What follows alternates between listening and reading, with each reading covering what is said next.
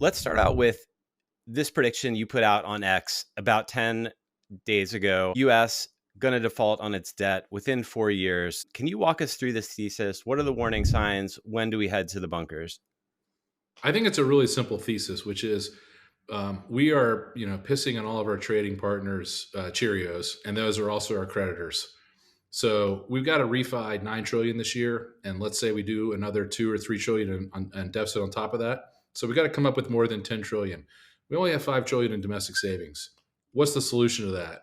Well, you could obviously have much higher interest rates, which would drive capital out of equity and into Treasury debt. So that'd be yields at what 7-8%, something like that. Wouldn't be very good for the economy.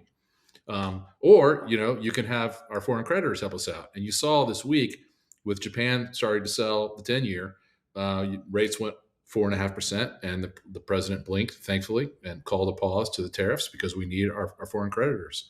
So these problems, though, are only going to get worse. And what I hear, the refrain I hear a lot is, well, that's okay because we can just print the money because we owe it to ourselves. Well, the problem is that the off-balance sheet obligations, the 70 trillion, which is the current net present value of what Social Security actually owes as of today, not future liabilities, what they owe today, $70 trillion.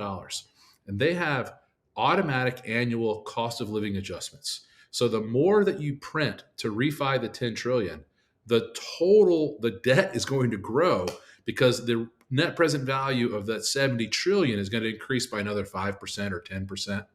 And so we're backed into a corner where the only way to really get control of the federal budget is going to be to reform the entitlement programs. And as you guys all know, that is a political non-starter. And so I think we're backing ourselves into a corner where there's not going to be any escape. There's a reason why the world's best informed investors read my daily journal.